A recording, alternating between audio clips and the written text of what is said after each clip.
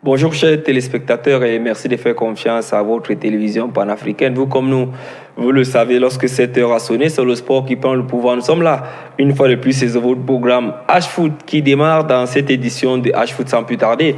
On va prendre le sommet qui est signé par Kevin David Abala et on se retrouve derrière. Bonjour chers inconditionnels de H-Foot. Au menu de cette autre édition, Ballon d'Or 2019, 6 Africains en course parmi lesquels André Onana qui concourt pour le meilleur gardien. Champions League européenne, fortunes diverses pour les Camerounais. Coupe du Monde U17, les Lionceaux sont à Sao Paulo malgré les problèmes de primes. Le ministre des Sports, Narcisse Moané Kombi, veut voir clair sur le problème des équipements. CAN U23 Égypte 2019, Rigobert Song attend toujours la mise en stage. CAN Cameroun 2021, le chantier de construction du stade d'Olembe a repris. Le MINSEP veille au grain. Saison 2020, déjà 2 journées de disputées. La surprise vient du Dragon de Yaoundé qui réalise un parcours sans faute. 2 victoires en autant de sorties. Ligue 2, prenez rendez-vous ce week-end pour le démarrage de la saison. Bonne émission et à samedi prochain. Voilà qui est bien dit par notre ami Kevin David Abala. Si on a convenance de cela, on sait désormais ce qui nous attend dans ce menu de cet autre matin lorsque 11h30 a sonné le samedi et le lundi à partir de 16h pour ce qui est de la rediffusion. Nous sommes là, ils sont là pour nous accompagner ce matin. On a tendance à oublier ceux qui ont gagné, mais nous, on ne les oublie le plus souvent pas parce qu'il y a 16 ans, il faisait ce que Libi Thomas est en train de faire aujourd'hui en remportant la CAN en 2003 avec des jeunes comme Dani Nunke, Stéphane Bié-Tundi et bien d'autres. Et puis après, il a pris part à la Coupe du Monde. On se rappelle de celui-là qui a réussi à remonter 5 buts lors d'une rencontre. Il est parmi nous ce matin, c'est pratiquement notre guest star. Il s'agit du coach Anatole Abbé. Bien le bonjour, bienvenue coach Anatole Abbé. Bonjour Daniel. Coach, est-ce que vous vous reconnaissez dans tout ce que je viens de dire là? Oui, je me reconnais dedans. Je me reconnais dans tout ce que vous avez dit tantôt. Il y a 16 ans. Il y a 16 ans. Rappelez-nous un peu comment ça s'est passé.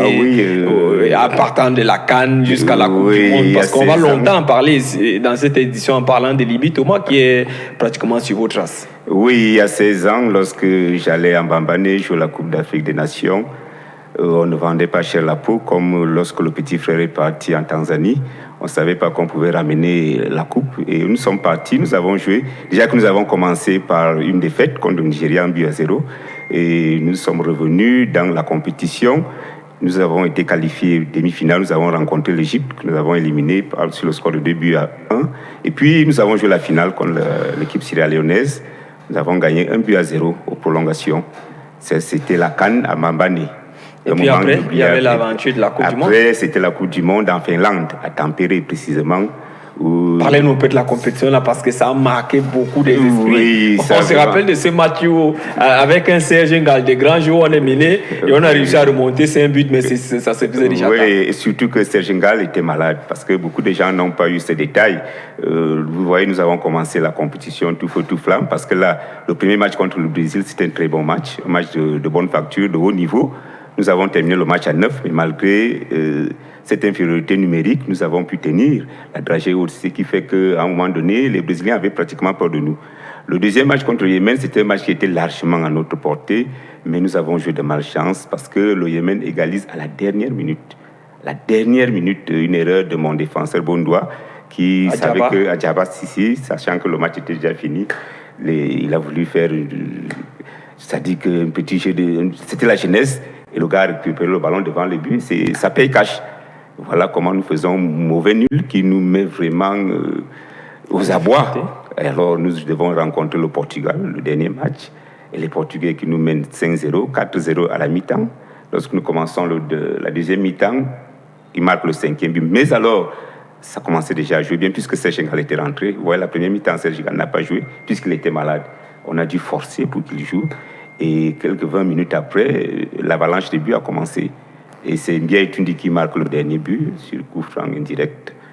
Voilà comment ça s'est passé. Est-ce qu'à votre époque, il y avait les problèmes de primes, il y avait les problèmes de binationaux? Parce que tout à l'heure, à la suite de ce programme, on posera toutes ces questions. Mais on voulait un peu savoir, il y a eu les problèmes de primes? Quels sont les problèmes qui ont émaillé la participation du Cameroun à cette compétition? Est-ce qu'il y a eu les problèmes de binationaux? Bon, à cette période-là, on n'avait pas ce problème de binationaux, puisque c'est vrai qu'on n'en avait pas assez. On avait que qui était en Europe là. Je crois qu'il n'y avait que Son qui était en Europe et qui n'était pas bon. Le reste, c'était des gars qui étaient ici. C'était les gars qui étaient ici au terroir. Bon, en matière de primes, pas les primes, vous savez, on a... Ça a toujours été... ça a toujours été l'épine qui a toujours été dans la plante du pied. Bon, on a géré ça malgré... Quel est le meilleur souvenir que vous gardez de ces différentes aventures? Le meilleur souvenir pour moi, je peux dire, c'est la coupe remportée en Bambané, parce que ça a été vraiment un moment que je n'oublierai jamais.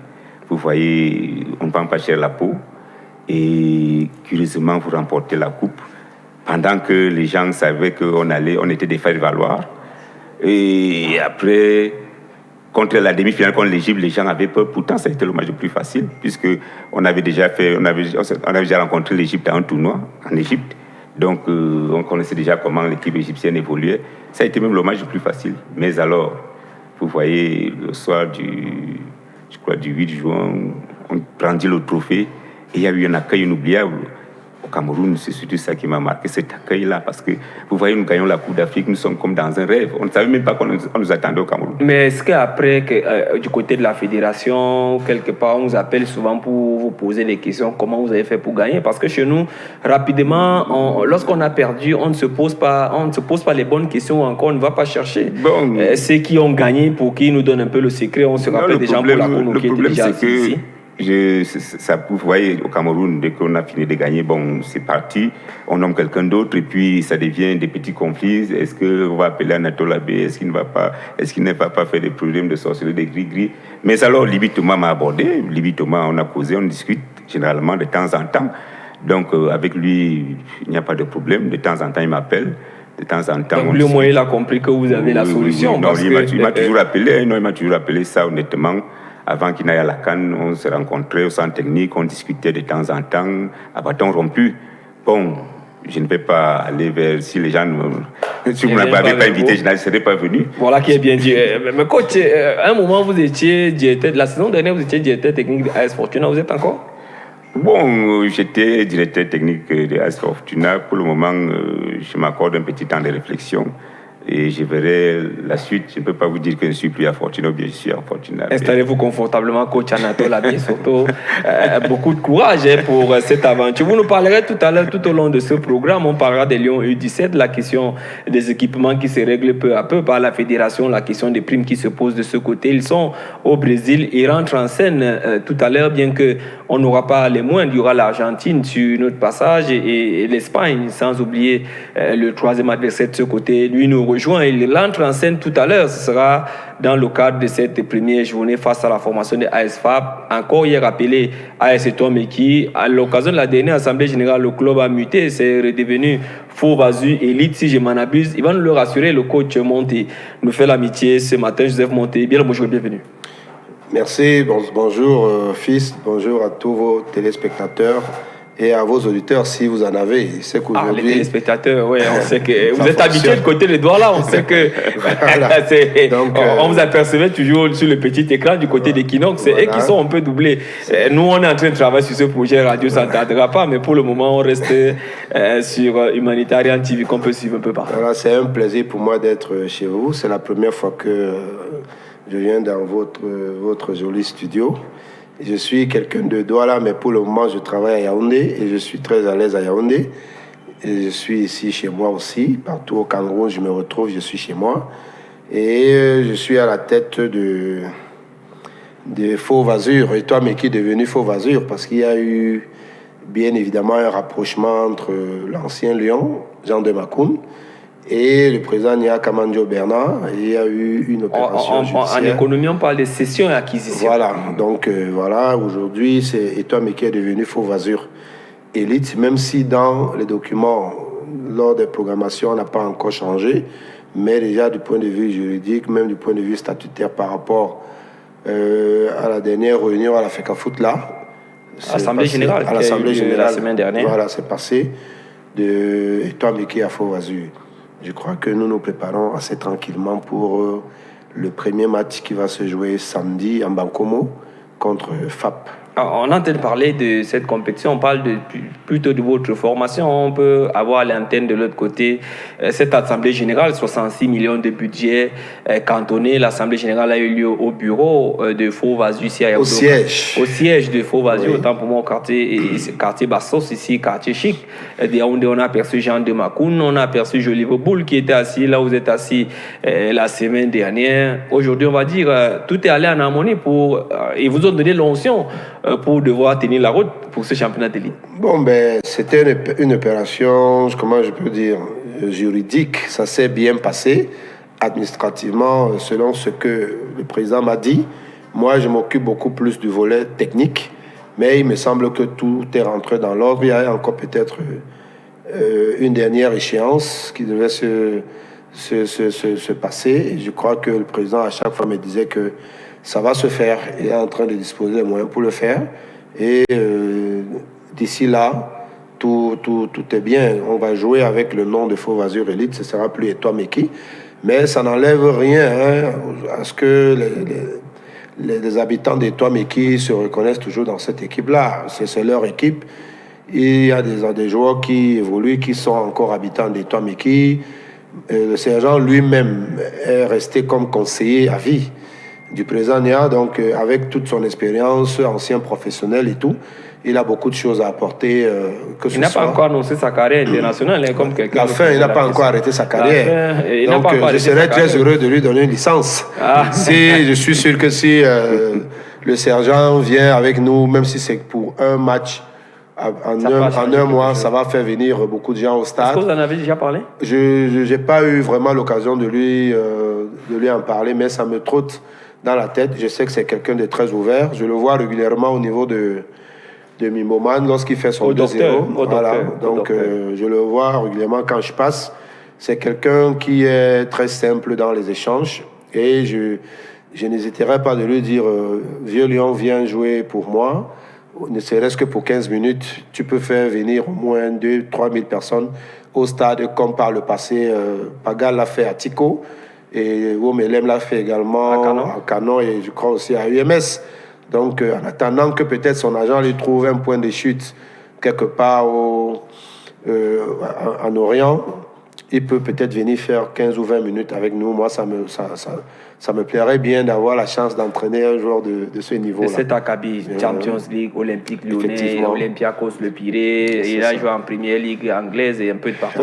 Coach, sur le plan technique, maintenant, nous sommes encore dans cette entrée de ce programme. Sur le plan technique, est-ce que vous pouvez nous rassurer comment vous avez fait pour bâtir le groupe? Est-ce que vous avez gardé certains éléments qu'il y avait dans la défunte Etoile Meki, où on sait que Fauve Azur a tenté plusieurs fois l'occasion de se retrouver en élite, où vous êtes allé pêcher de ce côté avant de renforcer? Comment vous avez fait pour bâtir votre groupe, pour constituer votre effectif? Au départ, après avoir travaillé avec le président au bureau, il était question que je puisse dans 2 groupes pour constituer un noyau. Le premier groupe, bien évidemment, devrait être Etoile Meki, pour une raison simple, c'est qu'on ne bouscule pas un groupe qui a évolué ensemble pour une saison. Donc, on pouvait remplacer, selon mes plans, maximum 5 à 6 joueurs. Encore qu'ils se sont battus pour se maintenir en élite. Ils ont été demi-finalistes. Ils ont été demi-finalistes. Et j'ai dit à tous ceux qui sont venus vers moi que c'est 2 choses sur lesquelles je vais me focaliser.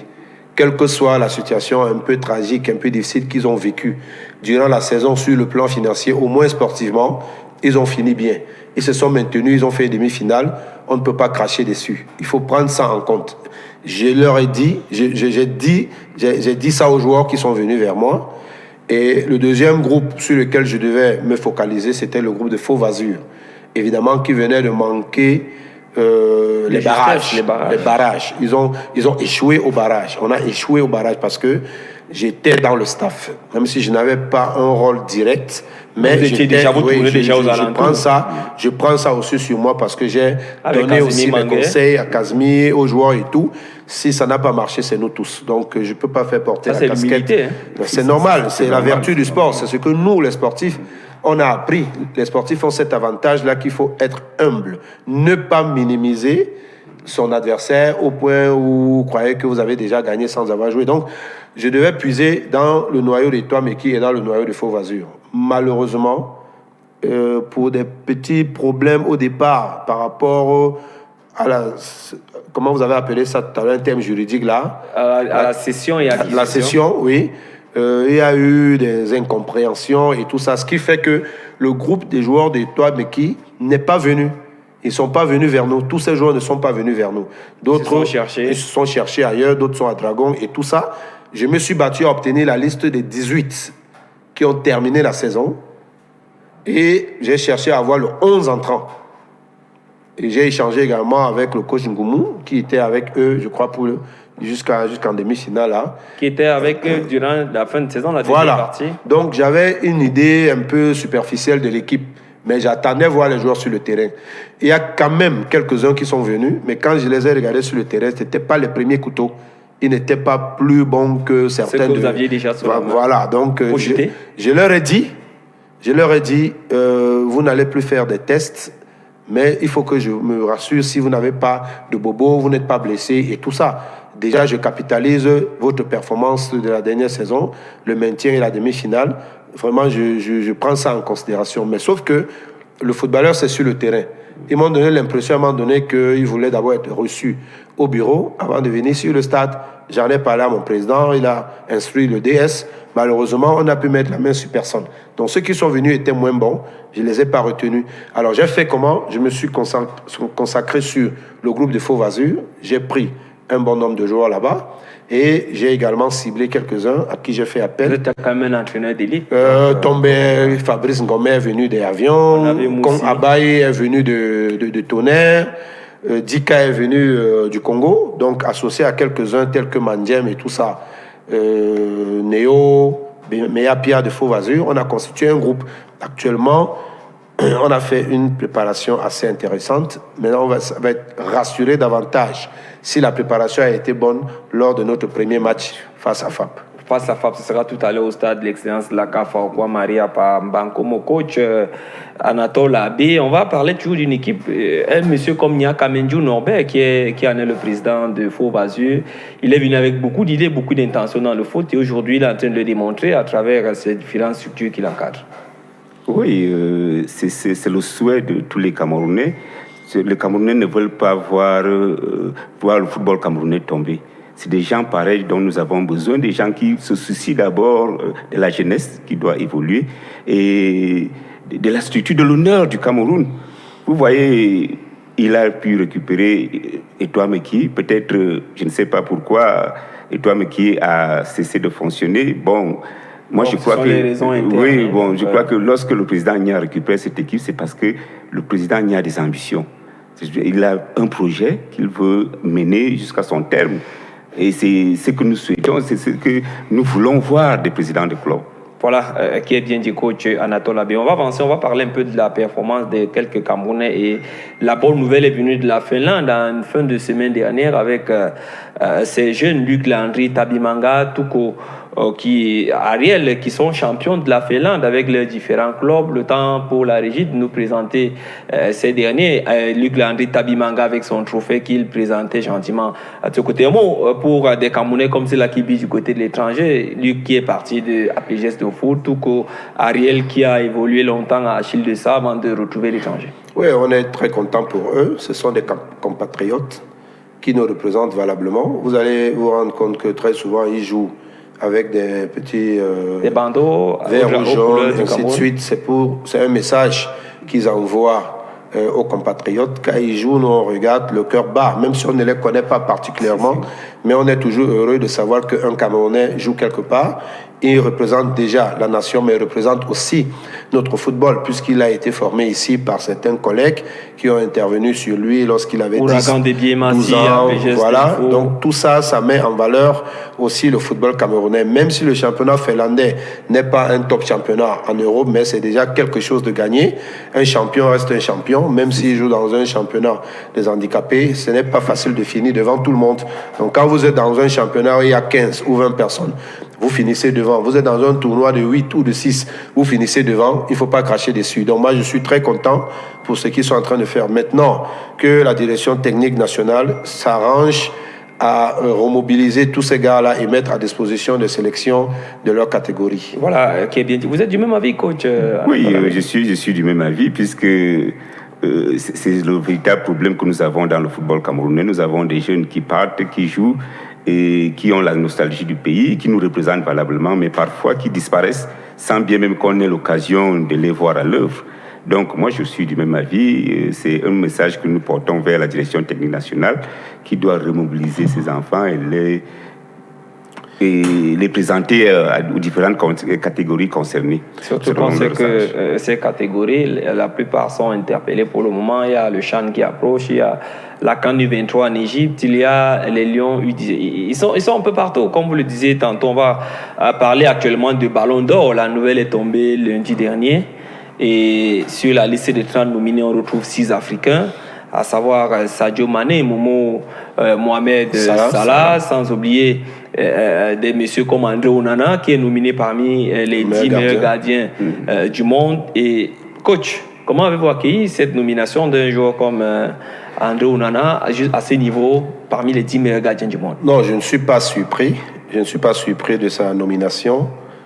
Et je suis un peu peut-être déçu de sa dernière performance avec les Lions à la CAN, parce que j'attendais beaucoup de lui. J'ai défendu avec bec et ongle qu'il soit titulaire, parce qu'on le voyait tous les week-ends jouer les grandes compétitions européennes. Mais malheureusement, je suis resté un peu sur ma faim lors de la dernière CAN. Ça n'enlève rien à son talent. Le seul petit bémol, parce qu'il ne suffit pas qu'il soit parmi les 10, j'aimerais qu'il se retrouve sur le podium.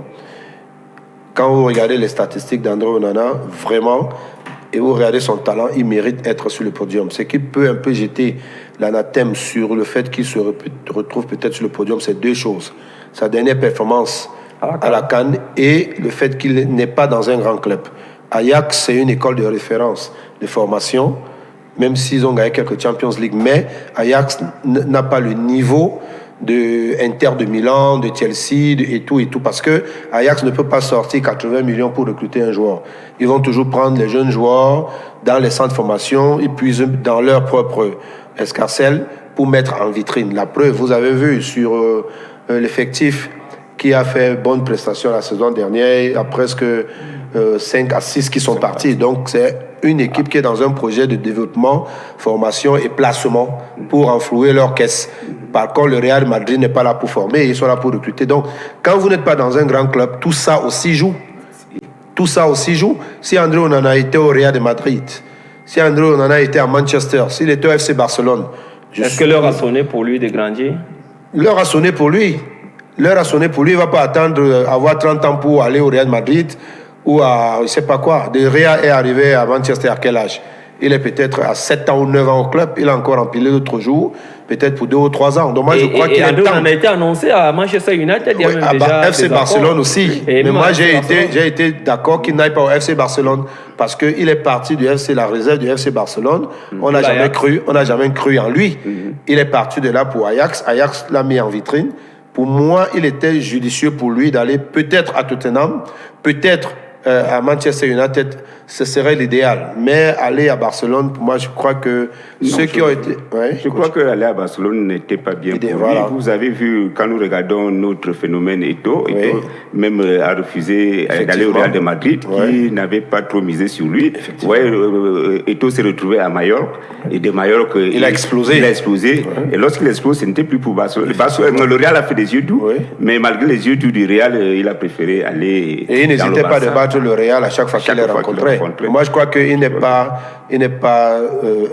Andrew Onana n'a pas intérêt à dire qu'il va encore dans le Barça. Non. Coach Anatole Abbé, on parle de ce prix à Chine du Ballon d'Or pour ce qui est de ses meilleurs gardiens. On voit des gardiens comme Manuel Neuer. Aujourd'hui, on se pose la question, comme le coach Monte le disait tantôt, est-ce que sur le plan commercial, Andrew Onana est vendable parce que est-ce qu'il vend assez son image? Non, moi, je crois qu'Andrew Onana est vendable. Vous avez vu ses performances en Champions League. Je crois qu'il est allé jusqu'au dernier palier pratiquement. Donc, quand vous arrivez à ce stade-là, vous êtes déjà vendable. Il est vendable. Ce n'est pas quelqu'un qui joue dans les tiroirs. Il a joué. Nous tous, nous avons vu les performances de l'Ajax dans la saison passée. Je crois qu'avec ces performances-là, il est franchement vendable. Voilà, le gardien moderne, c'est le gardien qui a toutes les qualités, formé et moulé dans le système européen.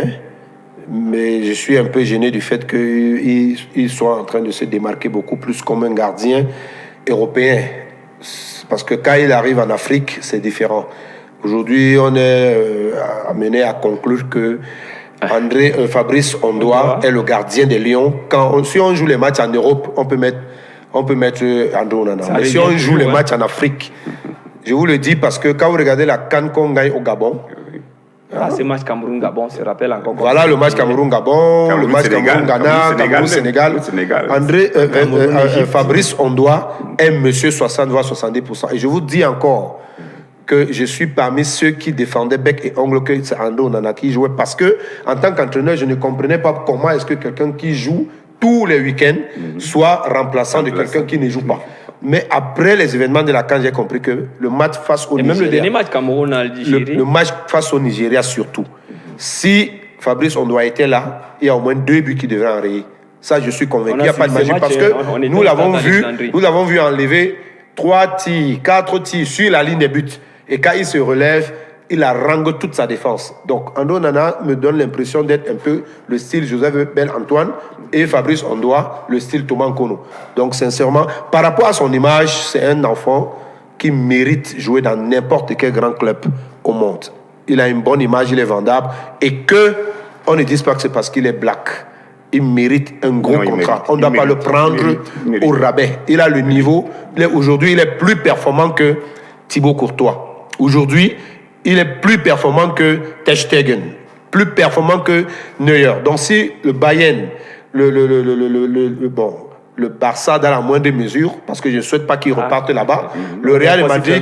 Mais oui, il faut fermer la porte à certaines personnes, ce n'est pas des bonnes destinations. Ça, il faut... S'il demande conseil à Samuel Eto'o, qui est son président, à Foundé Sport, il est son président. C'est lui qui l'a lancé. Voilà, donc s'il demande conseil à Samuel Eto'o, il demande conseil à Yaya Touré, il ne pourra jamais aller vers le FC Barcelone. Mais sinon, il est vendable. Il est en train de bien polir son image, il est vendable. Coach Anatole Abbé, moi sur les autres Africains qui sont nominés à ce niveau, est-ce que vous pensez qu'ils vont franchir le cap? Il y a Mahrez, Kalilou Koulibaly, on a Sadio Mané qui reviennent à ce niveau dans ces 30 nominés. Mais moi je crois qu'ils ont la qualité. Vous avez vu l'Égyptien Salah, il est pas mal. Sadio Mané ne sont pas de mauvais joueurs. Bon, vous voyez, les gens les jurys, les gens qui apportent leur voix, seuls savent pourquoi ils n'ont pas souvent voulu faire confiance aux Africains. Je crois que depuis que ces ballons d'or sont passés, je crois que c'est George Weah qui a eu l'ainsi honneur. Samuel Eto'o qui est passé pas très loin en 2006. Très loin.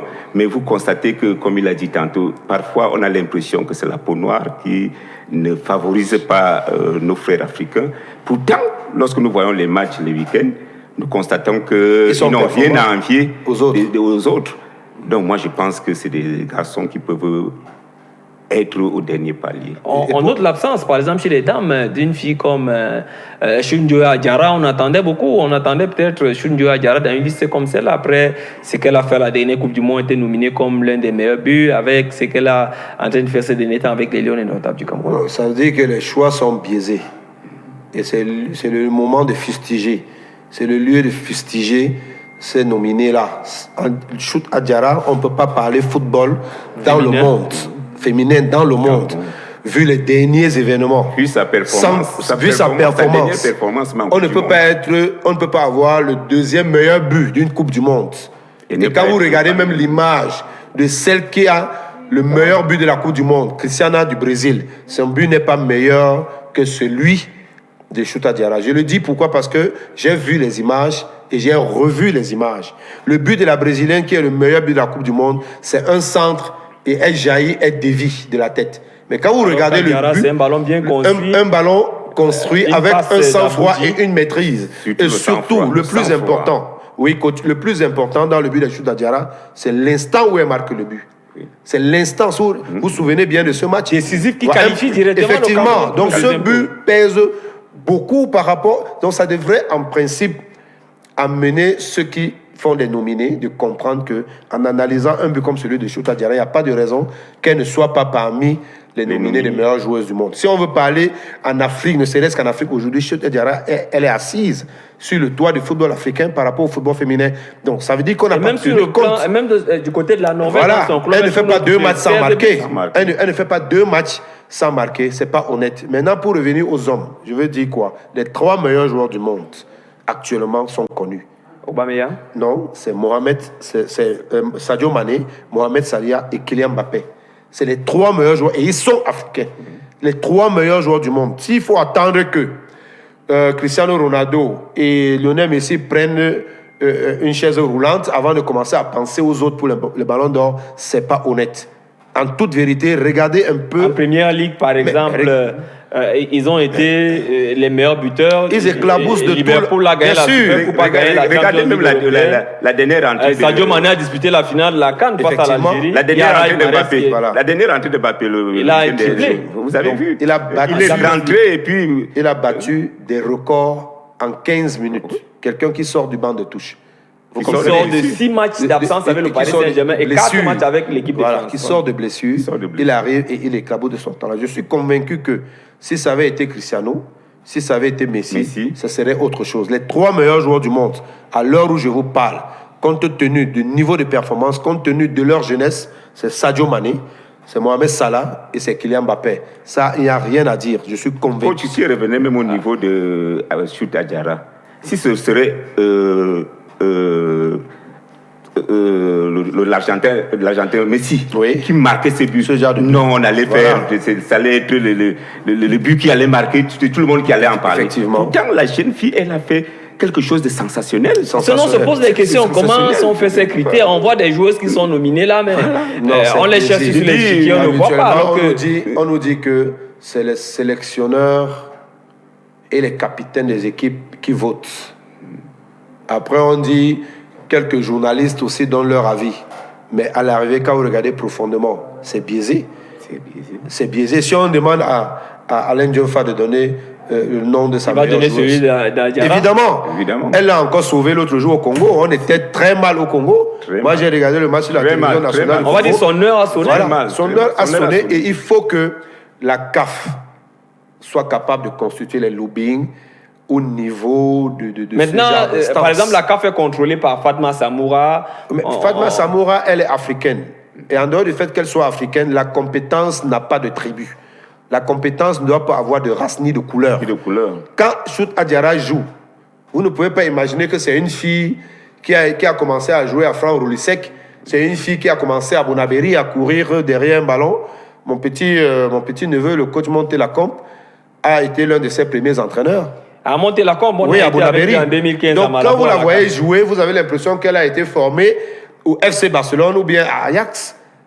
Hein? Même les joueuses des autres nations ont beaucoup de respect pour Adiara. Maintenant, il faudrait que son management travaille, que son entourage travaille vraiment. Il faut avoir un management, améliorer son image, avoir un management agressif pour pouvoir d'abord la sortir d'un pays, d'un championnat de la Norvège, même si la Norvège est un grand pays. À Lyon. Elle a sa place à Paris, elle a sa place à Lyon, elle a sa place dans Norvège, c'est un grand pays de football. La Norvège, c'est un grand pays. Non, le Barcelone, aujourd'hui, Barcelone football féminin, c'est 0 en matière de football. Ça, il faut le savoir. Barcelone masculin, c'est du costaud, mais Barcelone féminin, c'est pas encore ça. Ils sont en train de se chercher. Mais Lyon a déjà réussi une notoriété en Europe. Le Paris Saint-Germain est en train d'arriver. Mais la Norvège, c'est également un grand pays. Sauf que peut-être sur le plan... Bon, au niveau de la sélection, c'est une nation très forte. Elles ont aussi eu un championnat qui était très solide par le passé. C'est maintenant il y a l'hégémonie de la France, des Pays-Bas à côté qui essayent un peu de bousculer. Mais la Suède, la Norvège et tout ça par le passé, c'était des vraies nations de football féminin. Et disons que c'est même par là que les dames ont commencé à s'exprimer véritablement. Bien sûr. On comprend pourquoi. C'est quand même des championnats. Lorsqu'on cote les championnats féminins, la Norvège n'est pas loin. Coach Anatole Abbé, on va avancer dans notre conducteur. On va parler des sélections nationales. Mais avant d'y en parler, on parle du classement FIFA qui est disponible depuis quelques jours. Le Cameroun qui gagne une place après son match nul face à la Tunisie, 0 but partout. Un commentaire sur ce classement FIFA de ce mois d'octobre qui est en train de s'échoir et cette grimpée, cette arrivée d'Antonio Conceição après un match a déjà gagné une place. Est-ce que c'est la bienvenue? Est-ce que c'est les bonnes nouvelles? Non, c'est les bonnes nouvelles. Lorsque nous gagnons une place, ce ne serait qu'une bonne nouvelle. On ne peut pas cracher dessus, on ne va pas dire que c'est une mauvaise nouvelle. Bon, sinon que moi je dis que c'est une bonne affaire pour le coach national qui arrive, parce que lorsque vous arrivez et qu'il y a cet élan, je crois que le problème, c'est que le défi devient grand. Parce qu'il faut non seulement maintenir ce cap, mais aller progresser encore davantage. Vous voyez, lorsque je crois que dans son fil conducteur, il y a cette amélioration du classement FIFA qui est dedans. Il y a la CAN qui doit être gagnée, il y a la Coupe du Monde qui doit être jouée. Donc moi, je crois que c'est déjà une bonne chose de se retrouver, de commencer par un match si important qui nous amène, qui nous fait gagner une place supplémentaire. Je crois que c'est une bonne affaire. Coach Joseph Monté. Oui, contrairement au coach, je dirais que moi, je reste toujours sur ma faim. Le Cameroun, c'est une grande nation de football. Le classement FIFA que le Cameroun occupe ne me plaît pas du tout. On méritait mieux que ça. On a été 5e mondial. Vous n'avez pas oublié. Qu'est-ce qui s'est passé? Pourquoi cette chute? Pourquoi cette chute? Ce n'est pas dû aux footballeurs. Le football, avant de se jouer sur le terrain, s'organise au bureau.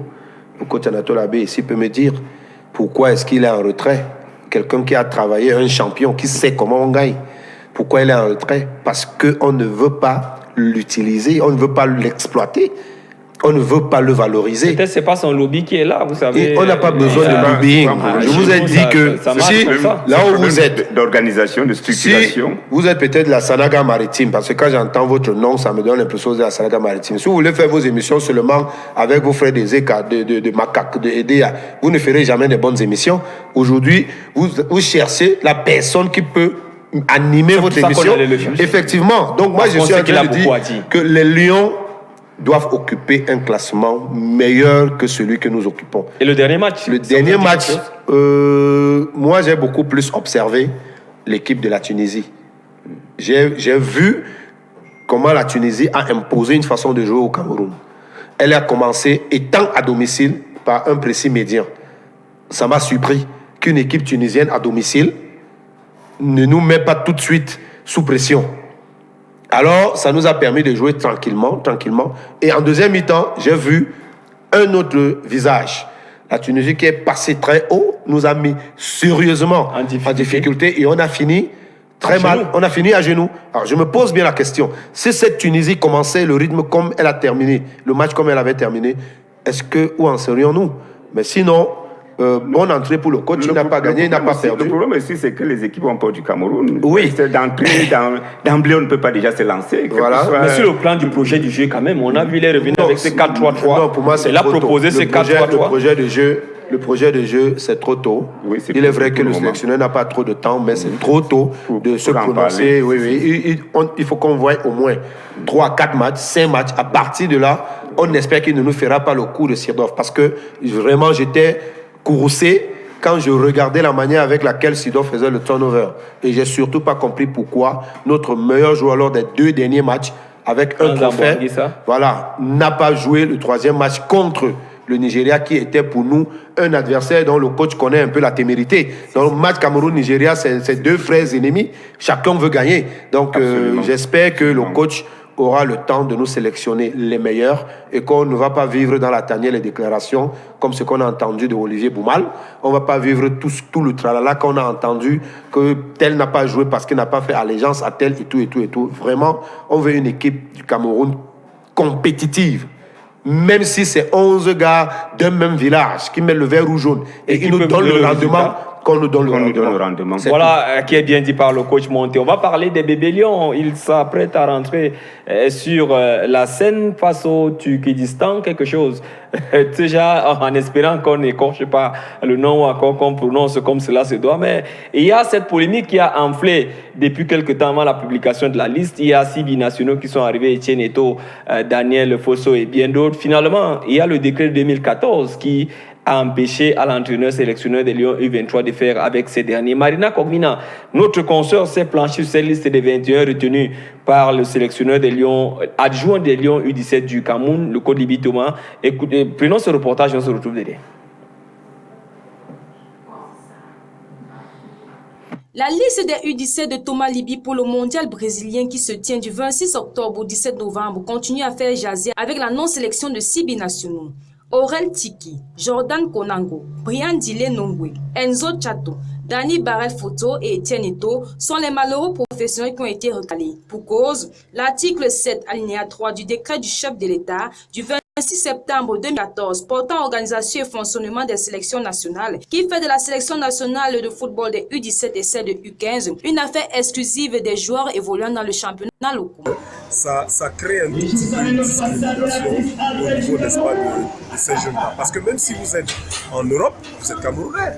Même si aujourd'hui vous jouez dans les centres de formation, vous êtes formé ailleurs, vous êtes Camerounais. Parce que quand on va regarder aujourd'hui, Choupo-Moting n'a pas été formé au Cameroun, il a été formé à l'extérieur, mais aujourd'hui, n'est-ce pas, il joue pour le drapeau national, il joue pour le Cameroun. Donc ici, je crois que c'est bien de vouloir, n'est-ce pas, faire la promotion, n'est-ce pas, de nos centres de formation, la promotion de nos jeunes, la promotion des joueurs formés au terroir, mais il faut aussi penser que les autres existent. Une loi pourtant piétinée dans les catégories supérieures avec des binationaux participant aux compétitions internationales. L'ancien lion indomptable a pris ainsi ses responsabilités. Maintenant, je pense que l'entraîneur n'a fait que son travail, ne pouvant pas violer un décret.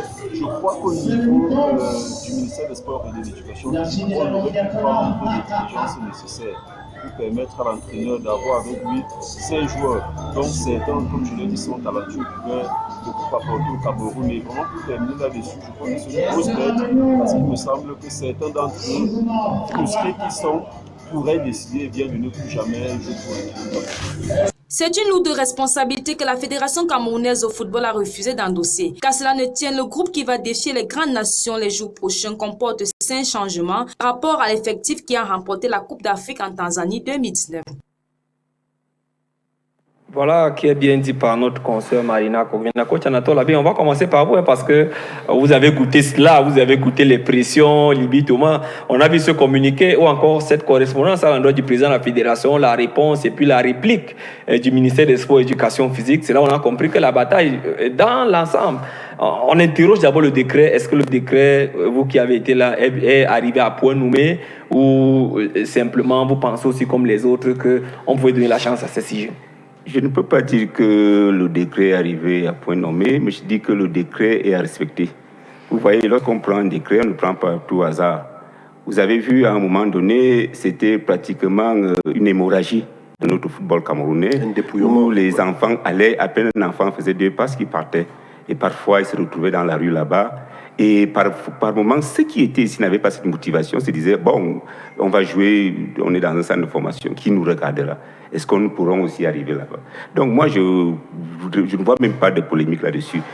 Le coach, mon frère Libi Thomas, a gagné une Coupe d'Afrique en Tanzanie. Moi, je dis, il peut bien continuer avec cette équipe. Le seul problème, c'est lui donner les moyens nécessaires pour sa préparation. C'est-à-dire que si, dès la fin de la Coupe africaine, on se serait mis dans le travail, or, il est passé du temps à demander des stages, à demander des regroupements. Au lieu qu'on pense à cela, on s'est contenté d'attendre la fin, de créer une polémique. D'ailleurs, on l'a gardé adjoint. Il est allé gagner comme adjoint, il revient. Pourquoi ne pas le confirmer? Quand son principal est décédé, qu'est-ce qui fait que Thomas Libi ne soit pas confirmé? Pourquoi est-ce qu'un Camerounais qui travaille, qui fait ses preuves, ne peut pas être valorisé? Moi, je veux bien qu'on me dise, que les décideurs nous disent. Qu'est-ce qui empêche? On a continué à appeler le coach adjoint. Le maçon est jugé au pied du mur. Thomas Libi est allé, même s'il a aligné 11 Thomas Libi Junior. il a ramené un trophée avec le vert ou jaune pour le Cameroun. C'est pas le nom de Thomas Libi qui flotte, c'est le vert ou jaune qui brille. Coach, il y a cette question de prime qui se pose, cette question d'équipement. On a vu la sortie du ministre Narcisse Moelle Kombi pour demander des précisions au président de la Fédération camerounaise de football il y a quelques jours. Oui, je pense que les problèmes de prime au Cameroun, vraiment, ça nous donne les maux de tête. Et nous en avons parlé depuis des années et des années. Lorsqu'on est manager, on anticipe, on planifie, surtout. Donc je suis très déçu et je suis très mal à l'aise par rapport à cette histoire de primes. Si les enfants des catégories jeunes n'ont pas droit aux primes, dites-leur d'entrée qu'ils n'ont pas droit aux primes. Mais si, il y a à peine 2 300 000 après avoir gagné la CAN. Si ces CAN. enfants ont droit aux primes, que leurs primes leur soient reversées. Les primes ne sortent pas de la poche d'un individu. Les primes sortent du trésor public. Oui. Encore que le football jeune est subventionné par la FIFA. Donc l'argent pour gérer ces équipes ne sort pas de la poche d'un individu. Donc ça ne devrait faire mal à personne. C'est juste de la mauvaise foi et de la filouterie. C'est comme ça que je peux conclure cette affaire de prime. Coach, il y a cette question des équipements. On voit des images qui tournent autour de la toile, mais hier, comme on a eu des assurances que les jeunes évolueront en coq sportif, mais le ministre des Sports a donné injonction au président de la Fédération. Il veut voir clair sur cette situation. On sait que le contrat avec Puma est terminé depuis décembre, mais on continue à aborder. On voit cette image, par exemple, de l'autre côté, 2 joueurs avec le même numéro, 4 joueurs qui ont pratiquement les mêmes numéros à la veille d'une compétition de souveraineté comme la Coupe du Monde. Tout ça, comme nous l'avons dit tantôt, c'est un problème de management, problème d'organisation. Le coach Monté l'a dit tout à l'heure, on anticipe. Mais au Cameroun, c'est récurrent. Chaque jour, c'est comme si on est surpris de ce qui va arriver. Puma, le contrat de Puma est fini depuis. Pourquoi jusqu'aujourd'hui nous sommes sous pré-contrat? Parce que là, c'est pratiquement un pré-contrat. Le contrat n'est même pas évident. Et on continue à disputer des compétitions Coupe du Monde et Cannes avec qu'est-ce qui se passe des équipements de ce nouvel équipement. On risque de se faire poursuivre même par l'ancien équipementier.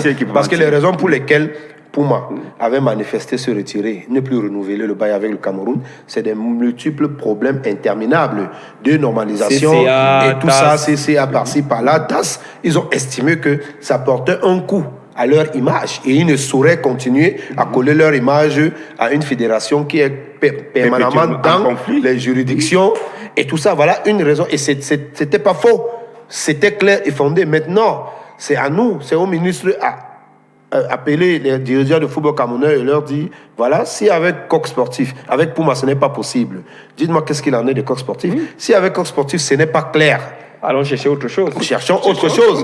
On peut se faire confectionner des maillots au Cameroun avec juste le logo Lion et c'est tout. Vert ou jaune, c'est tout. Il y a même Garman qui est là, qui habille. Voilà, il y a beaucoup d'équipementiers. Il y a beaucoup d'équipementiers dans le monde qui sont au pied du Cameroun. Maintenant, il faudrait que nous fassions les choses dans les règles de l'art. Coach, parlons de la compétition en elle-même. On parle du Turkménistan, on parle de l'Argentine, on parle de l'Espagne. Voilà les 3 adversaires pour le premier tour du Cameroun. Vous pensez que c'est jouable? Quel est le conseil? Quel est le conseil? Petit conseil que vous pouvez donner à votre frère? Dites-moi parce que vous êtes passé par là. C'est ce que nous avons dit tantôt, ne jamais sous-estimer un adversaire. Surtout pas ne jamais sous-estimer un adversaire, toujours chercher à jouer avec ses armes. C'est dire que nous pouvons. Parce que là, vous ne pouvez pas aller à une compétition en victime résignée. Vous devez vous dire que non, là où je peux être là, je dois passer ce cap du premier tour. C'est vrai, c'est des gros noms l'Argentine, c'est des gros noms l'Espagne. Oui. Bon, mais ne négligeons pas, vous avez parlé de Tadjikistan. Ne négligeons pas ces clubs-là. Je vous ai dit, si j'ai fait un faux pas en Coupe du Monde, c'est parce que nous n'avons pas face au Yémen. Oui. Le Yémen qui était un petit poussin. Parce que, honnêtement, le Yémen ne nous pouvait pas, comme on dit au quartier, si j'utilise le langage du quartier. Mais, vous voyez, nous faisons un nul malheureux qui nous empêche, c'est ce nul-là qui nous empêche d'aller au deuxième tour. Donc, ne surtout pas négliger un adversaire. Le match de football se gagne au coup de sifflet final. Coach, tant qu'on n'a pas sifflé, ce que je sais, quand j'ai regardé les matchs à la télé, parce que j'ai regardé le coach gagner la Coupe d'Afrique des Nations Je ne pense pas que c'était télévisé, mais la Coupe du Monde était télévisée. Si. Et on se rappelle ces matchs. C'est Aladoum qui était gardien, je crois. Oui, Serge Ngal. Serge Ngal. Serge Ngal était avant ça, il est entré. Il est entré en deuxième mi-temps, oui. Votre capitaine. Kalapa, c'était le gardien Kalapa. qui a joué le seul match qu'il a joué, c'est un match qui nous a coûté cher. Voilà. Parce que le gardien titulaire même n'a pas joué, c'est le deuxième gardien. Votre capitaine, c'était Pandé, si je ne me trompe pas. Momo et Pandé. Momo et Pandé du Canon. Moi, j'ai regardé le match en famille contre le match où on est mené à 4-0. Tout le monde me laisse sur la chaise. Oui, à la mi-temps. Oui, nous allons à la mi-temps à 4-0. Tout le monde 4-0. quitte. J'ai dit, moi, je ne quitte pas. Je vais regarder ce match et je vais voir comment il va se terminer. C'est une histoire vraie, un coach, que je vous raconte. Oui. Parce que vous faites partie de ceux qui ont renforcé mon rêve de devenir entraîneur. Je l'étais déjà, mais pas dans la peau. Ça, c'est un témoignage. Oui, pas dans la peau de ce que je suis aujourd'hui. Je me suis amélioré aujourd'hui avec les stages et la petite expérience. Mais à l'époque, ça fait 16 ans, j'étais un jeune entraîneur aussi. Et quand on a marqué le premier but, le deuxième but, j'ai commencé à réveiller les gens. Et je leur ai dit, allez, on va sortir de là. L'expérience, là, comme vous dites là, vous voyez, nous, on va à la mi-temps 4-0. Oui. Bon, mais néanmoins, le jeu change. Parce que lorsque nous prenons les buts, nous ne prenons pas les buts parce qu'on est mauvais. On est mauvais. Des petites erreurs. Des petites erreurs, tout ça. Un ballon part du centre. Je ne sais pas ce que le gardien Kalapa a fait. Voilà, ça le lot. C'est dedans. Et vous voyez la fougue des jeunes, après avoir encaissé, parce que notre match, c'était le match déterminé, il fallait gagner ce match. Il fallait le gagner. Et vous voyez les enfants, on ne pouvait plus rester là à attendre, il fallait attaquer. Oui. Et lorsqu'on attaque, les contres viennent et puis c'est des buts que nous prenons encore. Donc après, il fallait donc stabiliser et puis penser à imposer notre jeu. Et ce qui s'est passé à la mi-temps, donc il fallait vous avez eu les mots justes à la mi-temps. Oui, non, il fallait dire aux enfants que non, c'est un match, le match n'est pas perdu. Et 4-0, nous pouvons quand même marquer 2 ou 3 buts. Aussi, ils ont marqué 4 buts. Oui, nous pouvons le marquer. Puisqu'ils n'ont pas marqué le but parce qu'ils nous dominaient. Bien sûr. Ils ont marqué des buts parce qu'on se laisse emporter. Avec 2 buts, déjà, la pression va changer. Et c'est ce qui s'est passé. C'est ce qui s'est passé. Donc, après cette compétition, coach, j'ai encore observé l'équipe des gens pour la CONO aux Jeux Olympiques. On se levait à 2 heures pour regarder les matchs. L'expérience que j'ai en observant, c'est que les joueurs camerounais sont très forts devant les grosses nations. Et c'est les petites nations qui nous dérangent. Vous avez tout dit, coach. Voilà. On va avancer. Si, vous avez pratiquement tout dit. Donc, on va souhaiter bonne chance au coach Libye Thomas qui rentre en scène tout à l'heure dans le cadre de cette compétition. Peut-être il ira sur votre chemin. Peut-être cette fois, il va, lui qui l'a dit en milieu de semaine, qu'il pendu comme fait qu'il n'est pas attendu, mais il va de ce côté, il pourra peut-être surprendre en attendant qu'on règle les questions d'équipement, qu'on règle les questions de primes, parce que le président de la fédération est à Sao Paulo depuis quelques jours du côté du Brésil. On va parler du CHAN 2020 et la liste des 15 qualifiés qui viendront rejoindre le Cameroun. On attend toujours l'officialisation de l'organisation de la compétition par le Cameroun, la date de l'officialisation de la compétition au niveau du Cameroun. Mais qu'à cela ne tienne, on connaît les 15 qualifiés depuis le week-end dernier. Et notre consoeur Marina Corvina a interrogé ces 15 qualifiés. On prend ce reportage et on se retrouve derrière. Ce tournoi met ainsi aux prises les 16 meilleures équipes africaines. Sans effet, les 15 pays qualifiés pour la 6e édition du CHAN 2020 intercamerounais sont connus. À l'issue du dernier tour qualificatif qui a eu lieu ce week-end, bon nombre d'équipes ont pu arracher leur ticket afin de participer à ce grand rassemblement de la fête du football au pays des Lions indomptables. Ce tournoi met ainsi aux prises les 16 meilleures équipes africaines locales reparties en 4 poules de 4 équipes. Du 3 au 26 avril prochain, la Tanzanie, le Rwanda, le Maroc, l'Ouganda, la Namibie, le Togo, la Zambie, la République démocratique du Congo, la Guinée, le Mali, le Congo, le Burkina Faso, la Tunisie, le Zimbabwe, le Niger et le Cameroun compétiront dans une atmosphère bon enfant. Initialement prévu se disputer en Éthiopie, cette énième édition se tiendra au Cameroun dans 4 villes, à savoir Yaoundé au stade Omnisport Amadou Ahidjo, Douala au stade de la Réunification, Garoua au Rumde Adja et Bafoussam au stade de Kwekon. Un championnat d'Afrique des Nations se déroulant sans les grosses pointures du football africain, à savoir le Nigeria vice-champion d'Afrique en titre, le Ghana, le Sénégal, l'Algérie ou encore la Côte d'Ivoire. Les ambassadeurs du football africain connaîtront leurs différents adversaires avec le tirage au sort se tenant les jours prochains.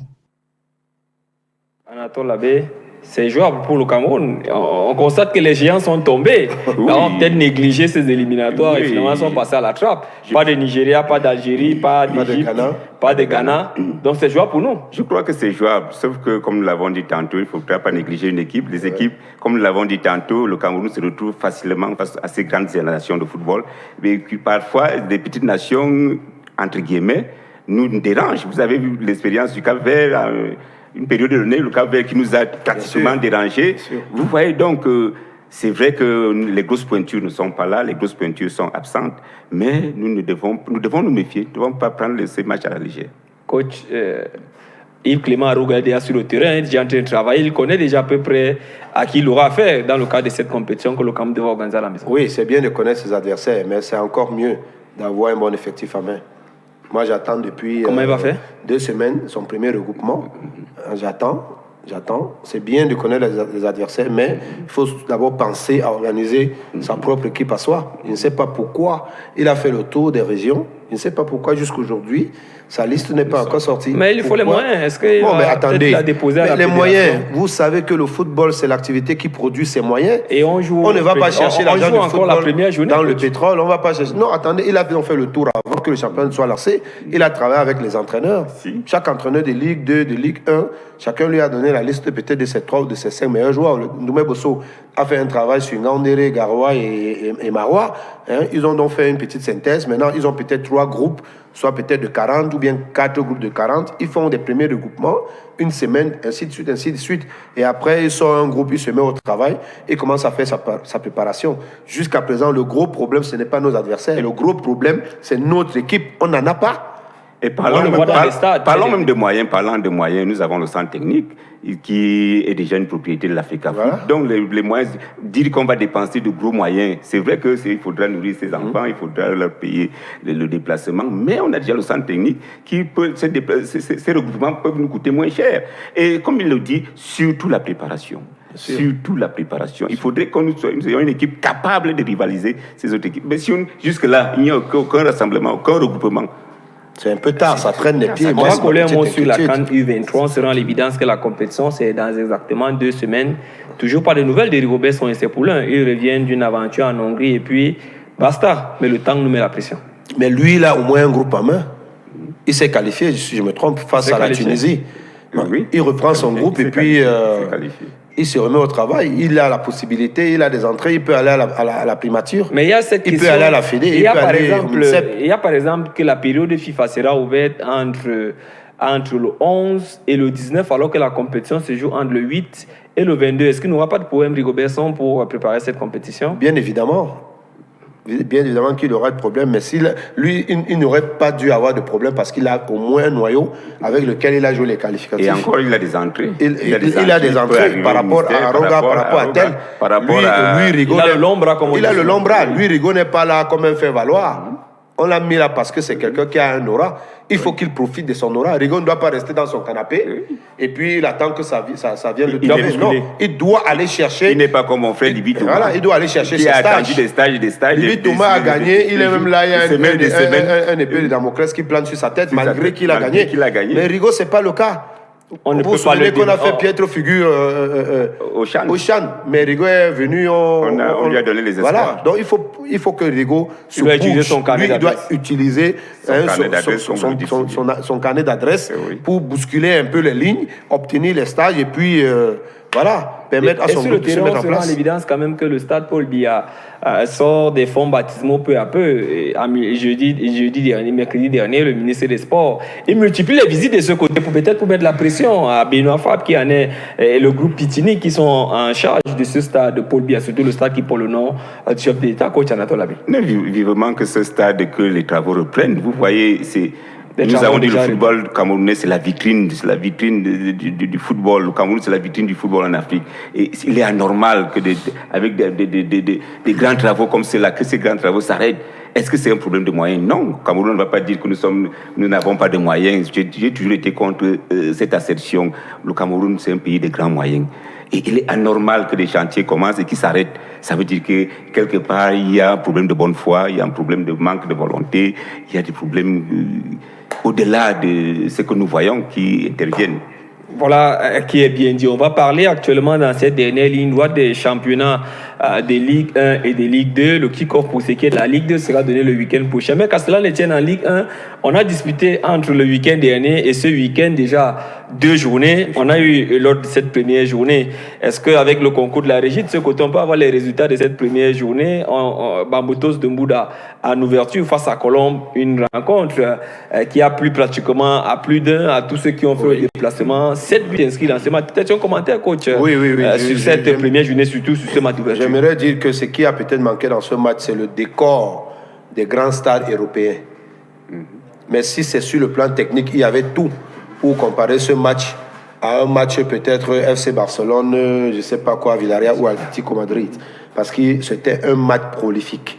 Des deux côtés, ça a bien joué au football, ça a joué au sol, ça a joué. Le public a répondu présent. C'est comme pour dire qu'on n'a plus intérêt à programmer les matchs de 13h au Cameroun, sous le soleil.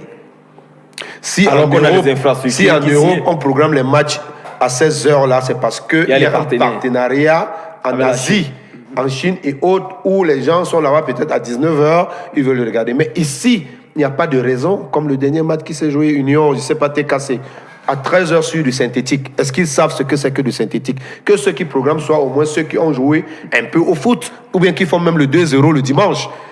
Un match comme celui de Colombe, Bamboutos, à 18h, en présence d'oxygène, le coach sait de quoi je parle. Les athlètes s'expriment mieux. Ils courent mieux.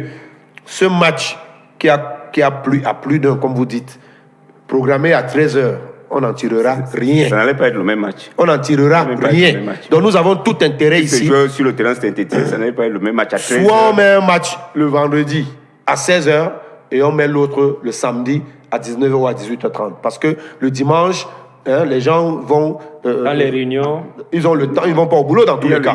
Donc, on peut sortir d'un match le samedi à 22h. Mais bien sûr, vous allez voir que samedi, dimanche. Ceux qui passent leur temps à dire que le championnat camerounais n'a pas de niveau, les joueurs n'ont pas de talent, les entraîneurs n'ont pas de personnalité, ils se trompent. Appelez-les maintenant et posez-leur la question, quelles sont vos impressions par rapport au match Colombe de Saméléma, Bamboutos? Ils vont bégayer. Mais pourtant, c'est un match qui a répondu à la promesse des fleurs. 7 buts dans un match, on ne reste pas cantonné derrière pour marquer 5 buts. Hein? Donc moi je dis vivement que les organisateurs capitalisent dessus, qu'ils sachent programmer les matchs. D'ailleurs, quand les commerçants ont fini, les gens ont fini de travailler, voilà comment ils convergent vers les stades. Quand vous mettez les matchs un mercredi à 14h, à 13h, vous voulez quel spectateur? Il n'y a pas de football de haut niveau, il n'y a pas de football professionnel sans spectateurs. Si vous voulez vendre les images, voilà, le championnat zambien est télévisé, le championnat kenyan est télévisé, le championnat ivoirien dans des chaînes importantes. Ces championnats ne valent pas le championnat camerounais. Pas du tout.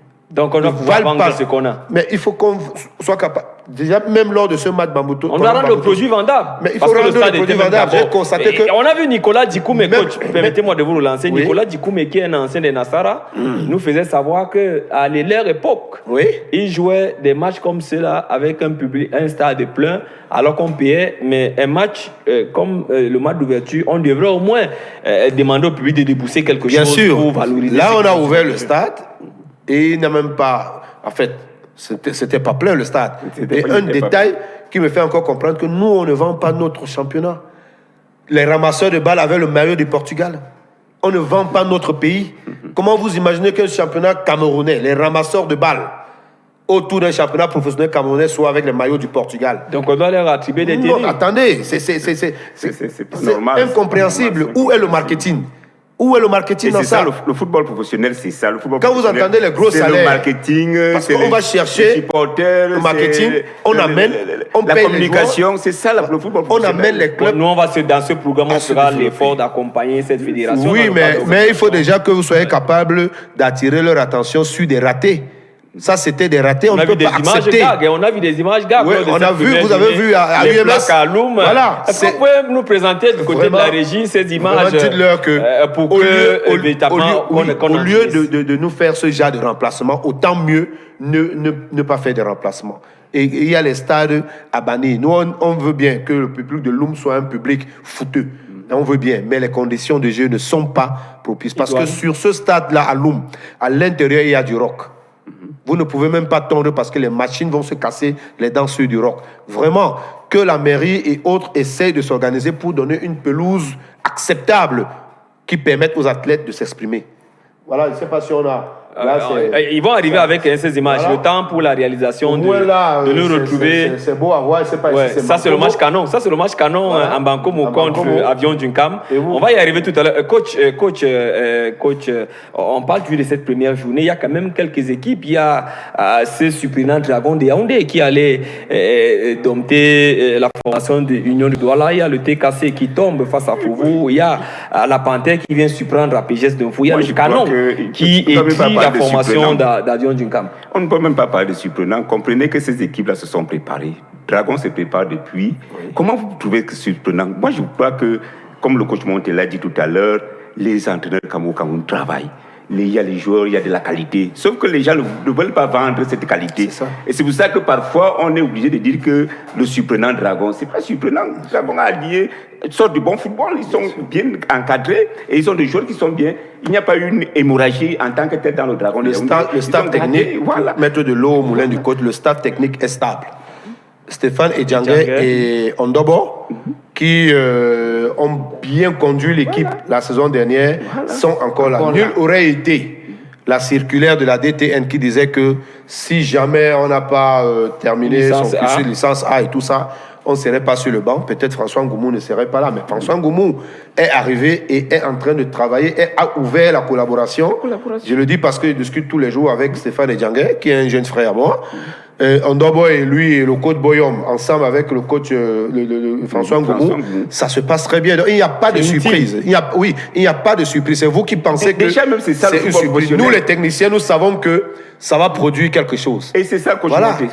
C'est ça le football professionnel. À l'heure actuelle, c'est une équipe technique. Ah, les images, voilà les images que vous demandiez tout à l'heure, coach. Ce remplacement au stade du Loup, mais ça fait le tour du monde. Ça fait le tour du monde. Réalisé par un plot. Vous voyez, et regardez la plaque, championnat professionnel chez nous ça nous fait mal. On le dit pour améliorer, coach. Oui, il faut vendre des bonnes images, il faut vendre ce qu'on a. Oui. Ça, ce n'est pas vendable. Si vous montez un dossier de marketing avec ça, vous allez voir quelqu'un... On a vu Avion Duncam avec un bidon d'eau. Autant de choses. C'est autant de choses. Au niveau de la main. Et sur le banc de touche, on voit 2-3 entraîneurs et on ne voit aucun kiné. C'est autant de choses. Vous n'allez pas venir à un match, votre joueur a un bobo, on fait venir le kiné de l'autre équipe. Même s'il y a le SAMU, comme on appelle souvent. Le SAMU est là pour évacuer en cas d'urgence. Mais il est clair dans les textes que chaque équipe doit avoir un médecin en son sein. Et ce genre d'image, ça ne nous aide pas. Si on veut vraiment, par rapport à ce que le comité technique de transition a déroulé comme programme, des images comme celle-ci ne sont pas les bienvenues. Ils vont s'améliorer, sont déjà en train de s'améliorer. Et en milieu de semaine, on a joué pour le compte de la deuxième journée. Une fois de plus, le Dragon de Yaoundé du coach François Ngoumou s'est imposé de 1-0 face à UMS de Loum. Toujours dans cette même volée, l'Union de Douala a pris le dessus sur le TKC 1-0. Colombe l'emporte 2-0 face à Avion. Mais avant cela, notre consoeur Marina Kokvina s'est planchée sur cette deuxième journée. On prend ce reportage et on se retrouve derrière. Une rentrée des classes se poursuivant pour les clubs de football masculin et féminin de D1 du Cameroun. Supporters et équipes reprennent ardemment le chemin des stades après une inertie constatée dans le déroulement effectif des 10 tournois. Une bonne entrée en matière pour les différents promus de la Ligue 1 du championnat masculin. Canon est venu à bout d'Avion Duncam sur le score de 3-0, tandis que Panthère Dundé renversait à Pegès Nofou sur le score de 1-0. Enlevé de rideau stade Omisport Amadou Aïdjo, Mambutos Ndombouda marchait sur la colonne du Djaï Lobor, score de la partie 5-2. Autre victoire enregistrée, celle de Dragon de Yaoundé sur Union de Douala 2-1, Yon Sport Academy 2, Stade Renard de Melon 1, Fovo Club de Baham 2, Tonek Alara Club 1. Des matchs nuls ont par ailleurs été de mise en l'instar de Coton Sport de Garoua Futur FC de Ndiko Banjoun 1 but partout, même score pour UMS de Loum et d'Insport de la Leki.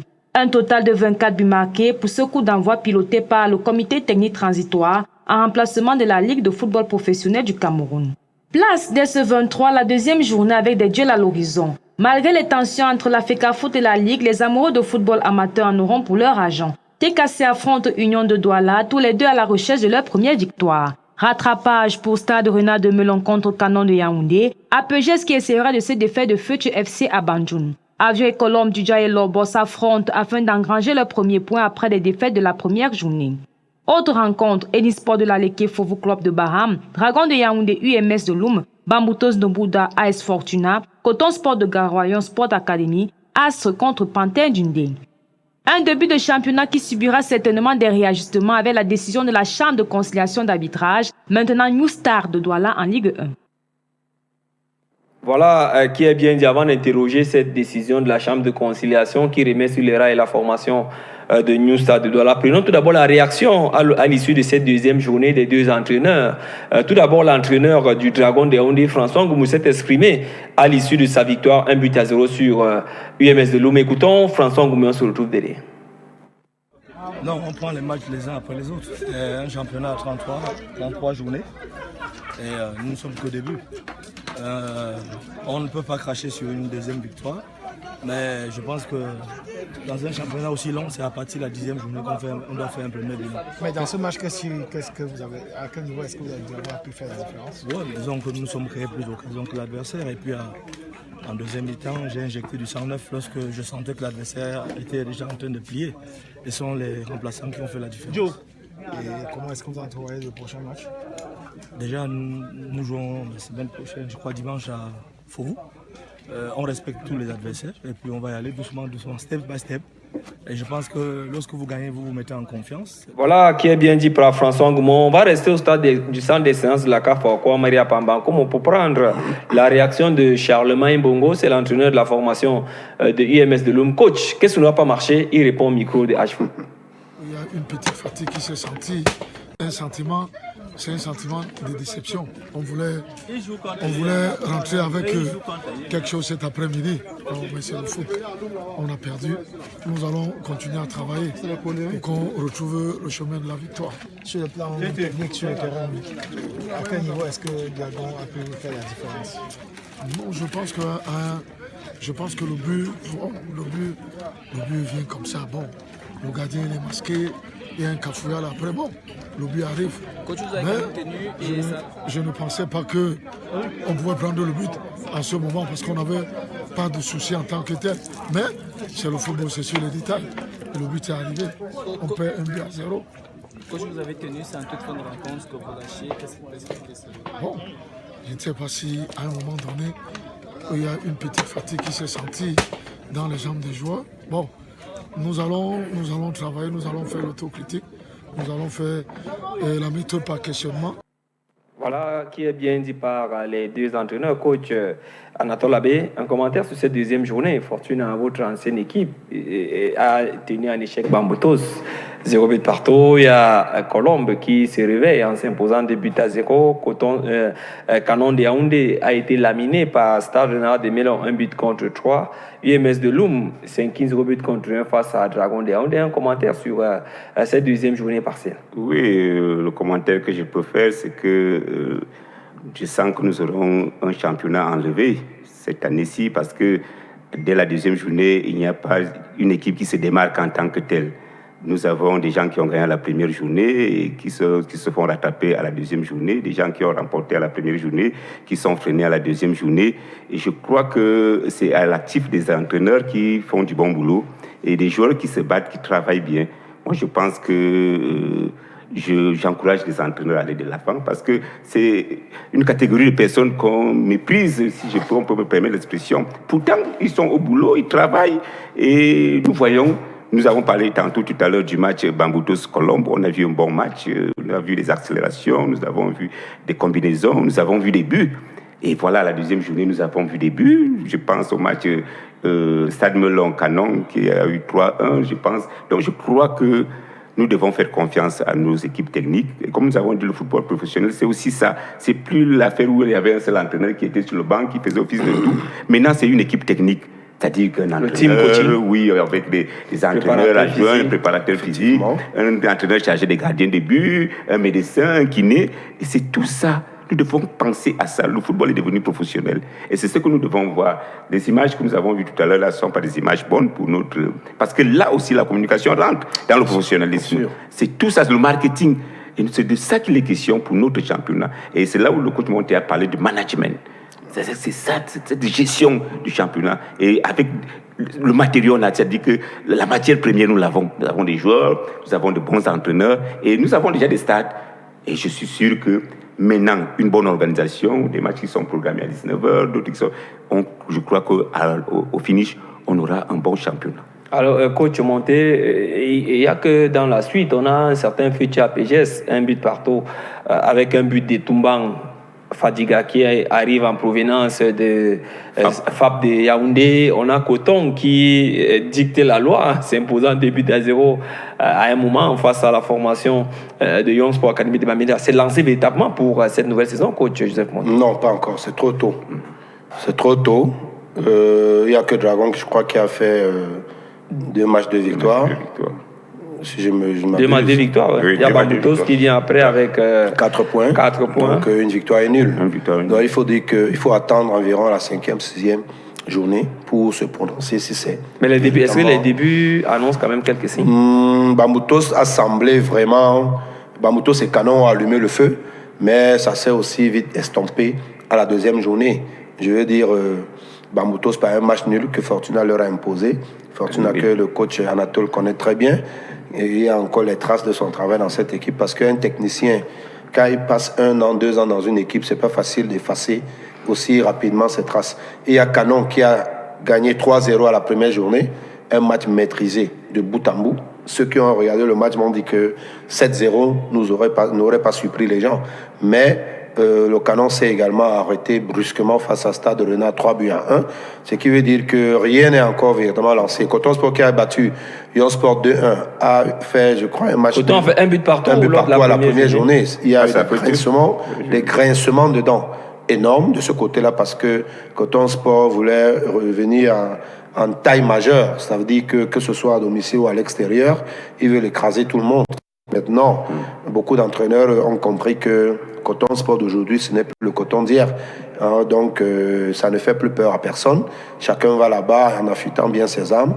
Et il faut dire que c'est à partir de la 6e, voire 7e journée qu'on peut véritablement voir les choses commencer à se dessiner. Coach Anatole Abbé, il y a cet avion d'une cam et le TKC qui tire le diable par la queue.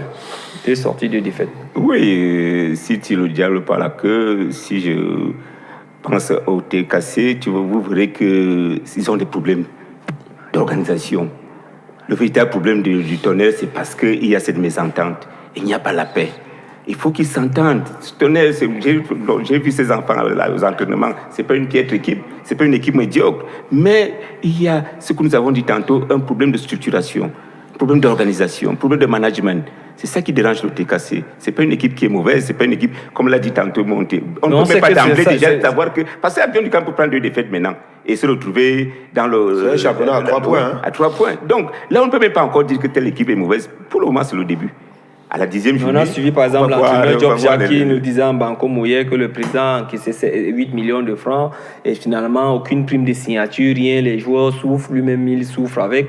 C'est compliqué. Le problème n'est pas unique dans le TKC. Il n'y a pas qu'un seul problème dans le TKC, il y a plusieurs problèmes. Il y a la direction générale qui a joué l'année dernière qui finalement est de côté. C'est pour ça l'association. Il y a donc tous ces problèmes-là qui influencent parce que le football n'est pas seulement sur le terrain. Le football commence par... Le football est d'abord pensé. Vous êtes d'accord avec moi que pour construire un immeuble, l'architecte pense d'abord. Il y a d'abord une maquette qu'il dessine avant d'aller sur le terrain. Et c'est ça aussi le football. Les entraîneurs réfléchissent d'abord, on travaille. Mais s'ils ne sont pas accompagnés par l'administration, ça ne peut pas donner. Vous avez beau sortir toutes les techniques nécessaires, favorables, sur le plan tactique, sur le plan technique, mais si vous n'avez pas l'accompagnement de l'administration, ça ne pourra pas donner. Alors qu'en image, de l'autre côté, on revoit les 2 beaux buts du Canon de Yaoundé avec le jeune Asiga qui est rentré en cours de jeu, finalement buteur et passeur. Est-ce qu'on peut, avec le concours de la régie, avoir la réaction du jeune Asiga du Canon de Yaoundé, Asiga qui a livré ses impressions au micro de H-Foot à l'issue de cette victoire lors de la première journée 3-0, c'était face à la formation d'Avion d'une Cam au centre d'excellence de la CAF Okwa Maria Pambankomo. On prend la réaction d'Asiga et on se retrouve derrière. Là, on va féliciter le coaching payant. Il décide de faire ancrer les joueurs offensifs. Il change pratiquement presque toute la ligne d'attaque. Et voilà, c'est mon partenaire qui fait preuve d'altruisme. Mais Mimo, il me serre bien le ballon et le contrôle, et il me réussit. Après, je décide de frapper et ça ancre. Qu'est-ce que vous avez dit en étant assis sur ce banc de touche? Voilà, c'est le choix du coach. On travaille en équipe. Tout le monde mérite de jouer et voilà, et on reste toujours prêt lorsqu'il fait appel à nous et voilà, on répond présent. Vous sortez d'un centre de formation, vous arrivez en élite comme ça et dès l'entame vous explosez. Voilà, c'est vrai, c'est pas souvent facile. L'élite reste l'élite et après le football reste le même. Il suffit de travailler, de jouer en équipe et voilà, le ballon reste rond et on donne le meilleur de soi. Qui est Asiga?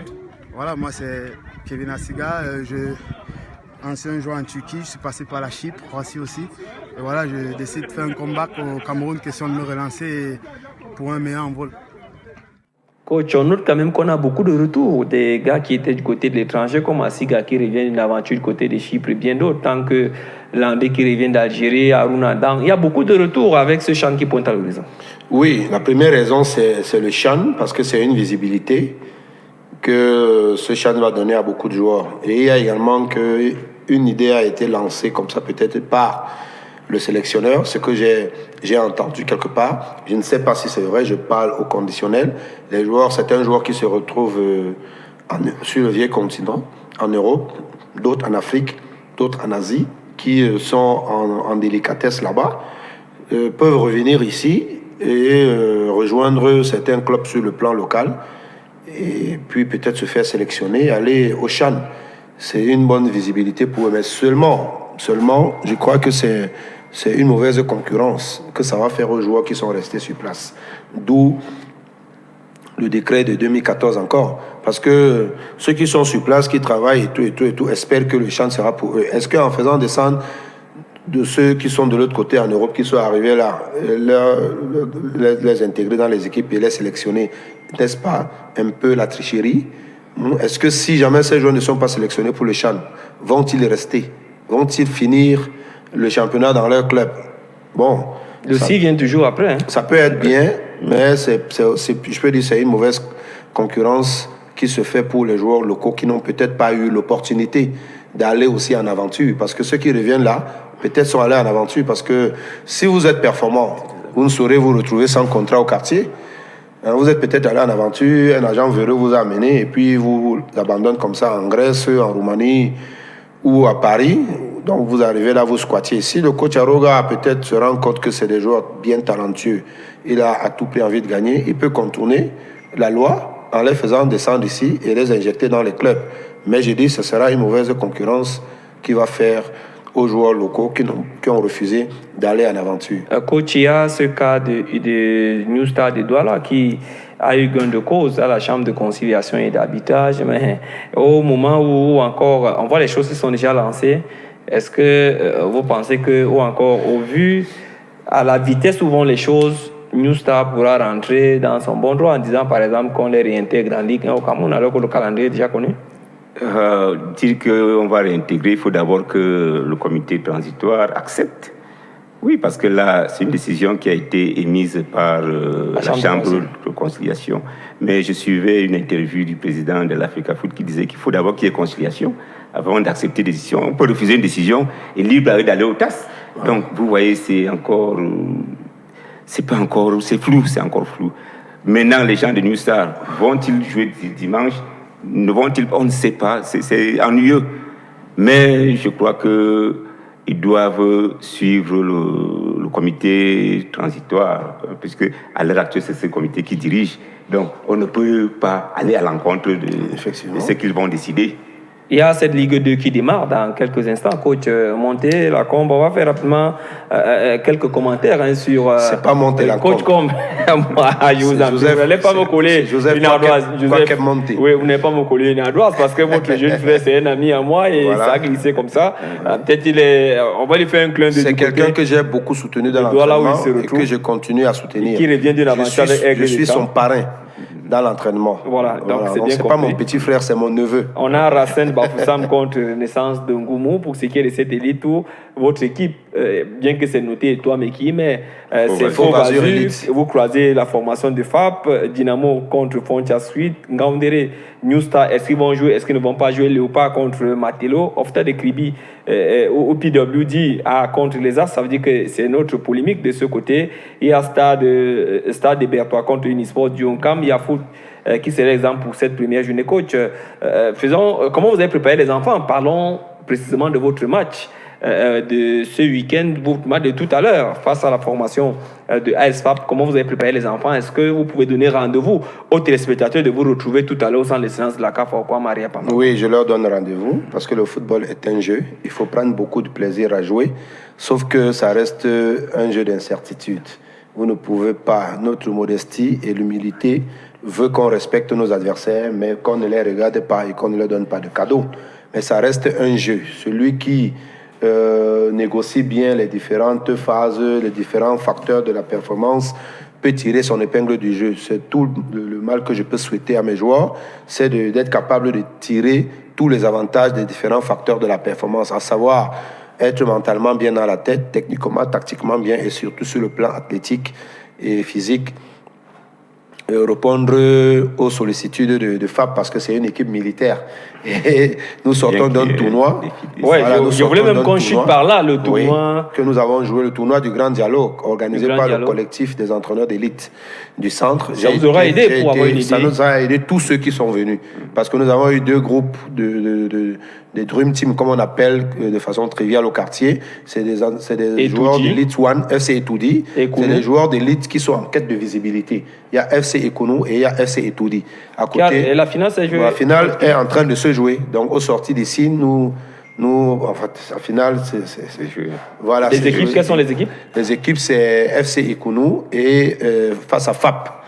Donc, nous attendons, bien évidemment. Oui, parce qu'on sait aussi que du côté de FC Ekounou, on a retrouvé quelques qui ont joué avec UMS, des joueurs véritablement d'élite, des Sadio et bien d'autres, des TKC, donc c'est véritablement... Donc, tout le monde a profité. Mais ça vous aurait aidé? Ça nous a beaucoup aidé. Ça nous a beaucoup aidé. On ne perd jamais dans un oui, ça fait des galops d'essai. C'est des choses que nous souhaitons chaque début de saison parce qu'une préparation sans match d'évaluation n'est pas bonne. Donc, je lève coup de chapeau au collectif des entraîneurs qui ont pensé à organiser ce tournoi, puisque, comme je l'ai dit, il faut toujours une évaluation. Il faut une évaluation. Le football, c'est aussi ça, l'incertitude qui donne la saveur au football. Alors, je félicite une fois de plus le collectif des entraîneurs pour avoir pensé à l'organisation de ce tournoi. Un mot pour la fin? Le mot pour la fin, c'est que je souhaite longue vie à l'émission. Merci déjà a réveillé Anatole Christian Abbé et qui nous a permis de nous exprimer et nous avons parlé de bonnes choses. Longue vie à l'émission. On va multiplier les rendez-vous comme cela et surtout infiniment merci. Vous venez, tu nous dis comment vous avez fait pour gagner. On a un peu partagé ce souvenir avec vous, coach. Bonne chance, bon match. Un dernier mot pour ressortir. Merci pour l'invitation. C'était la première. J'espère qu'elle a été bonne.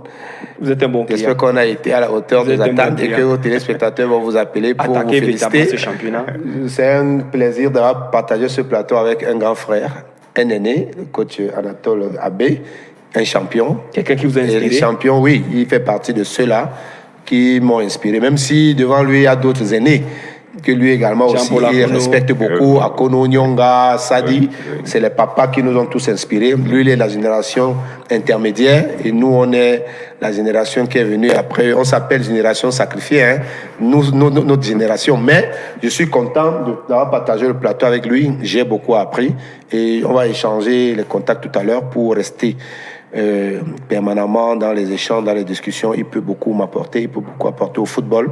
Que vivement qu'il ne reste pas aux oubliettes, qu'on ne mette pas très rapidement. Peut-être qu'il pourra venir vous donner quelques conseils du côté. Ce sera la bienvenue. Donc, je vais sortir avec le tournoi du Grand Dialogue National organisé par le collectif. C'était une première et on l'a organisé comme ça un peu activement parce que on était dubitatif sur le démarrage effectif de ce championnat. Voilà, il fallait un tournoi pour rassembler déjà tous les clubs d'élite. Malheureusement, il y a certains clubs qui ont désisté pour des raisons que nous ignorons, mais on ne les oubliera pas. On va toujours penser à ces équipes-là pour les éditions à venir. Et on va vous inviter, les médias, pour nous aider à mieux organiser ça. Les années à venir, ce sera vraiment quelque chose. On a vu un peu comme Soulé a fait, une conférence de presse de lancement, ça permet au public. Cette année, c'était expérimental. On a eu des très bons matchs. On n'a pas eu d'accident. On n'a pas eu de blessés. Dieu merci. Et ce qui a un peu manqué, c'est que les images ne sont pas passées dans les médias. Et on souhaiterait... Nous, on en a passé ici. Hein, voilà, merci. Merci. Là, ça me va droit au cœur. Pour les prochaines éditions, on compte sur vos médias pour relayer en temps et en heure tout ce qui va se passer. On va vous accompagner, surtout on va suivre le comportement de la formation de Fauve Azur Élite dans cette nouvelle saison. En rappelant qu'à Taranangan, Grégoire, qui était assis là où vous êtes assis, la semaine dernière, vient de paraffer un contrat d'un an avec Aiguet de la Ménois. C'est aussi ça l'avantage de ce programme. On lui dit félicitations. On va lui souhaiter félicitations et bonne aventure de ce côté de Tchang. Quelle est la copie de son contrat en main? Et voilà, je crois que c'est un juriste. Je crois que tous les détails. On l'a accompagné dans cette action. On n'aimerait pas vivre ce qu'on a vécu. On l'a accompagné dans cette action. Sokba. On l'a accompagné dans cette action, donc on sait que on n'a même pas parlé de Sikame. Il faut pas trouver une autre occasion pour en parler. On trouverait une autre occasion. Mais on rappelle qu'il a démarré depuis jeudi dernier les entraînements du côté de Tchang. C'était un de nos partenaires et c'était un de nos consultants. Il fallait véritablement qu'on lui fasse cette part belle. En rappelant que la réalisation. Bon, si vous pouvez me donner sa fiche d'émargement. La réalisation de ce programme a été assurée par Djebeni Bangala de l'autre côté, William, ingénieur de son, William Kamga assure véritablement. Pour nous accompagner, on avait David Kevin Abala, Marina Kogvina, Gabriel Messina et toute la grosse équipe de HTV. Si vous réécoutez ou encore si vous suivez à nouveau ce programme, ce sera lundi prochain à partir de 16h en mode rediffusion. À moi de vous dire bon week-end, portez-vous bien et gardez la H-attitude.